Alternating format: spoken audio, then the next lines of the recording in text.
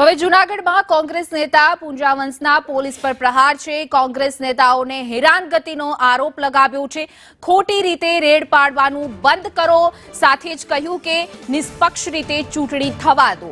ખાખી વર્દી પહેરી ભાજપનું કામ કરવાનું બંધ કરો, કારણ કે સીધા આરોપ લગાવ્યા છે। પોલીસ કર્મચારીઓ ભાજપના ઇશારે કામ કરતા હોય તેવા આરોપ પૂંજા વંશે લગાવ્યા છે। वर्दी उतारी भाजपમાં જોડાઈ ચૂંટણી લડવાઓ। યાદ રાખજો, બધાનો વારો આવે છે। પટ્ટા ઉતરતા વાર નહીં લાગે તેવા કટાક્ષ છે તે પૂંજા વંશે કર્યા છે।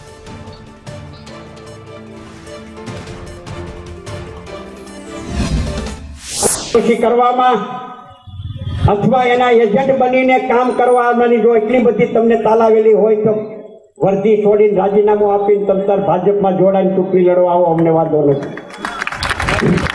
પણ ભાજપની સાથે કામ કરીને તમારે રેડો પાડવી હોય તો બીજા ઘણા બધા સ્થળો છે રેડો પાડવા માટે, ત્યાં રેડ પાડો।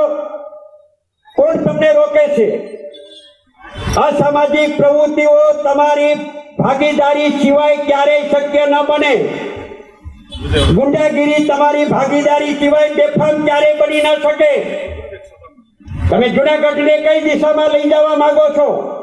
આવા જેટલા લોકો ખાખી વર્દીવાળા કે વહીવટી તંત્રની અંદર કામગીરી કરનારા અધિકારી કર્મચારીઓને ચેતવણી આપવા માંગીએ છીએ કે અમે એવલામાંથી આવીએ છીએ। મહેરબાની કરીને વારાફરતી વારો અને બે પછી ગારો।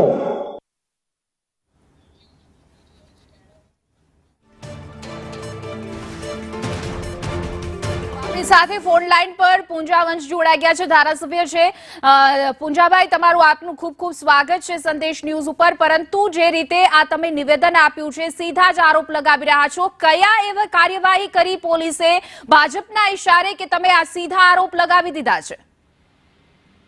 એમાં ગયા બાદ મહાનગરપાલિકાની ચૂંટણી ચાલી રહી છે। 16મી તારીખે મતદાન છે।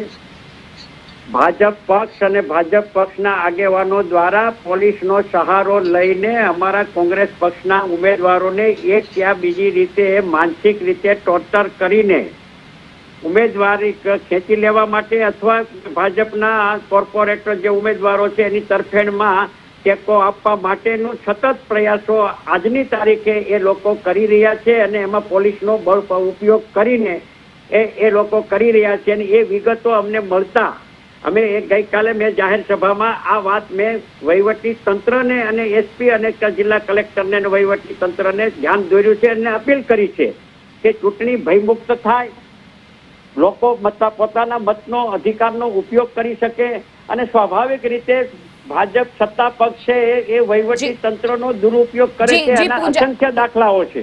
જી પૂંજાભાઈ, આપ કહો છો અપીલ કરી છે, પણ આપના શબ્દ અપીલ જેવા નથી, પરંતુ આપ અમારી સાથે જોડાયેલા રહેજો, કારણ કે પુનિત શર્મા છે, શહેર પ્રમુખ જૂનાગઢના જે ભાજપના છે, તે આપણી સાથે જોડાઈ ગયા છે। જે પુનિત શર્માજી, આપનું સંદેશ ન્યૂઝમાં સ્વાગત છે।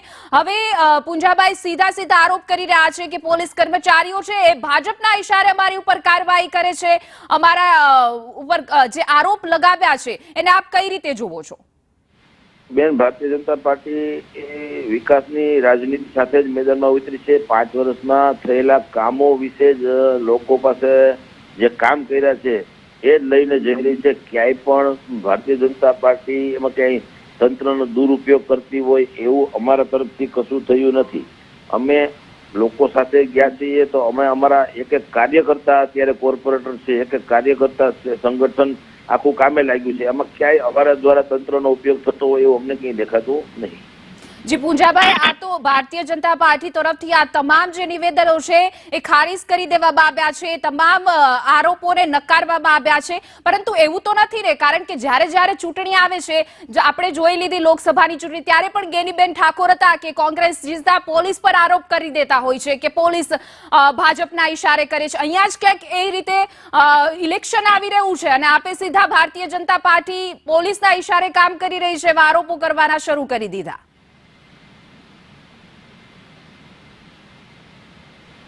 જી પૂંજાભાઈ, એ રીતે ચૂંટણી લડી રહ્યું છે એમાં અસંખ્ય દાખલાઓ છે તંત્રના, વહીવટી તંત્રના દુરુપયોગના। દાખલાઓ સાથે આપી શકાય આ એક ચૂંટણી નથી. અને જે પુનિતભાઈ શર્મા જે વાત કરે છે એ વાત સાથે પોતે જો એવી વાત કરતા હોય કે અમે આવો તંત્રનો દુરુપયોગ કરતા નથી, તો પછી તમે વિકાસના નામે તમે મત માગો છો, તો શા માટે વિના ચૂંટણીએ તમે ચૂંટણી જીતવા માટે નીકળ્યા છો? શા માટે તમે કોંગ્રેસના ઉમેદવારો પાસે ફોર્મ ખેંચાવડાવ્યા છે?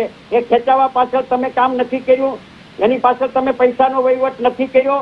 શા માટે તમે જો વિકાસના કામો કર્યા હોય અને વિકાસના નામે જુનાગઢની જનતા પાસે જો તમે મત માંગવા જઈ શકો તેવી સ્થિતિ નથી અને તમને મત લોકોમાં રોષ અને આક્રોશ છે, એટલા માટે લોકો પોતાના મતોનો અધિકારનો ઉપયોગ ન કરી શકે એટલે વિના ચૂંટણીએ લોકશાહીની અંદર વિના ચૂંટણીઓ જીતવા માટેની જે ભાજપની જે છેલ્લા વર્ષોની નબળી માનસિકતા છે એની સામે અમે સંઘર્ષ કરીએ છીએ, લોકોને જાગૃત કરવા માટેના પ્રયત્નો કરીએ છીએ અને લોકશાહી બચી રહે એના માટેના અમે પ્રયત્નો કરીએ છીએ. ભાજપની આ નબળી માનસિકતા સામે અસંખ્ય દાખલાઓ, અસંખ્ય પુરાવાઓ સાથે એ અખબારોએ આપ્યા છે અને આપની ટીવી ચેનલોએ પણ ભૂતકાળની અંદર કીધું છે અને તમે પણ આ વાતને લોકો સમક્ષ ઉજાગર કરવામાં પણ ચેનલોએ ભૂમિકા અદા કરી છે અને એ વાસ્તવિકતા છે.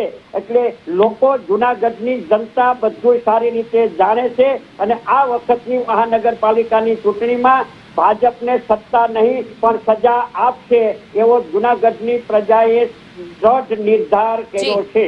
જી ચોક્કસ પુંજાભાઈ, ચૂંટણીના પરિણામો જવાબ આપી દેશે, પરંતુ પુંજાભાઈ અને તમામ બંને નેતાઓ મારી સાથે જોડાયા, આપનો ખૂબ ખૂબ આભાર.